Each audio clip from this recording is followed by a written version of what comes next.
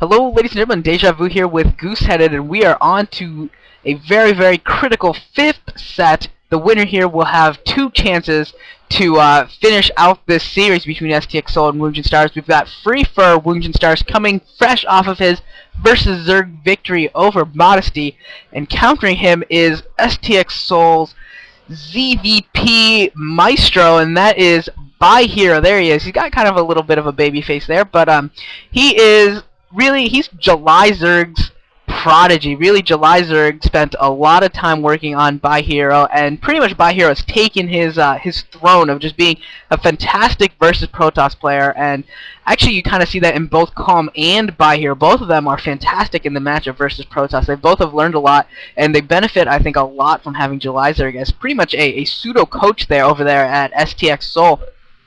But By Hero is pretty much, just like Modesty is essentially a versus Zerg specialist, By Hero is essentially a versus Protoss specialist. Very, very good in that matchup, and just mediocre in the other ones.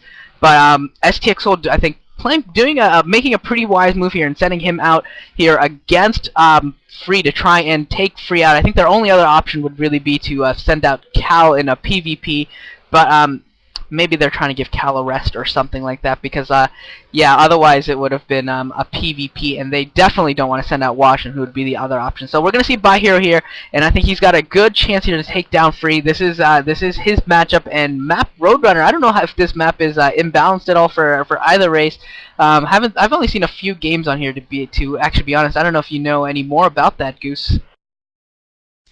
The name just does ring a bell, but I'm not really used to the map. I believe this is a 4-player map. Yeah, it is a tad too big to be a 2-player map. So it is a 4-player map, and if I'm not wrong, it is very similar to another map, which I believe is Fighting Spirit? No. Well, I think it's a cross between Destination and something else. Yeah, definitely. Those double bridges outside your natural expansion do resemble Destination, but it's a much bigger map. I'd say it's something between Destination and Neo Tornado. Pool going down for Hero now just as well. So Hero is definitely going for a Pool for first build again. Gonna get to those early links. Gonna be able to deal with that scouting probe. What? Oh wow. Oh wow, I completely missed that. Wow.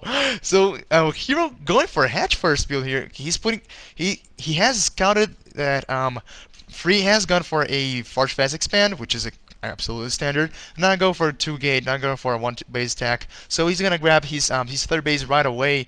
And Free not putting down any cannons. He's not gonna be under any pressure, under any early game pressure.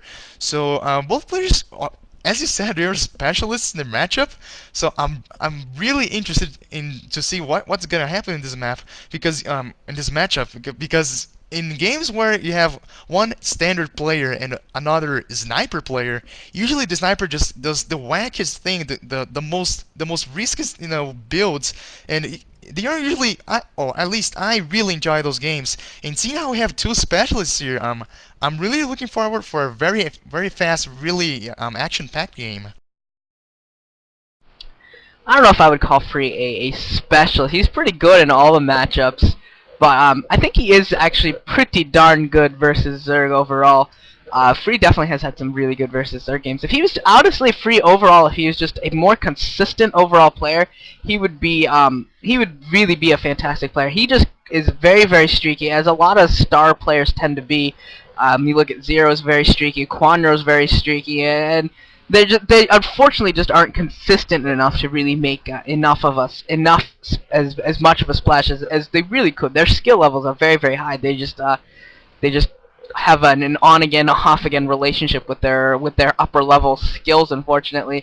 And Free just skimping hardcore on cannons. His first cannon hasn't even warped in here, so his target is actually already started before his first cannon warps all the way, and that's pretty awesome. That is hardcore skimping there, and that is a nice little advantage for him, saving, what is that, 300 minerals that he probably should have spent on cannons earlier, and able to get his tech buildings out there a little bit faster. And he might actually be able to catch By Hero off guard if By Hero doesn't understand that this is happening. We could see Corsairs maybe coming out a little bit earlier. If this is a Corsair DT build, could see both of those units maybe popping out a little bit earlier than By Hero was really expecting. But he does at least have an Overlord in the base, so he shouldn't see this going down. As long as he understands that the units should be coming out a little bit earlier, he should be able to prepare accordingly.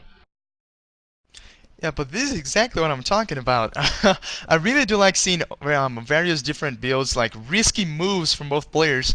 As we see here, the first target is up for free already, and there's the Spire has just barely begun for Hero. So White Hero definitely needs to get an evolution chamber, but I don't think he's doing so.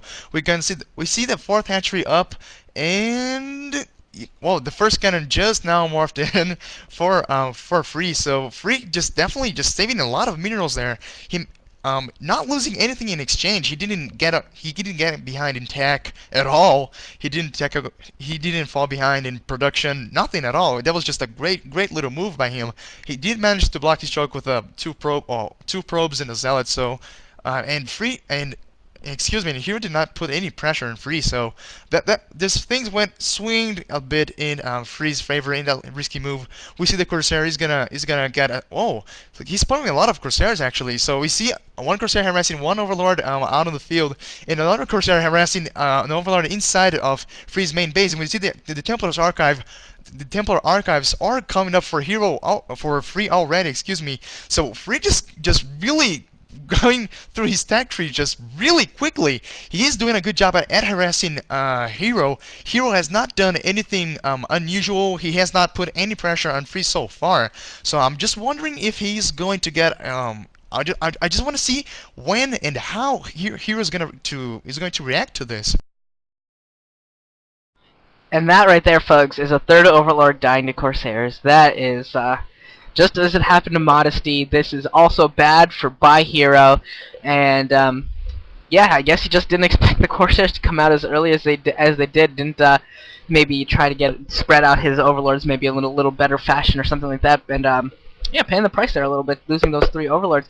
And Free, once again, he's got some pretty nice Corsair micro there. He's lost a couple last game, but he got a lot of Corsairs through some really tight spots.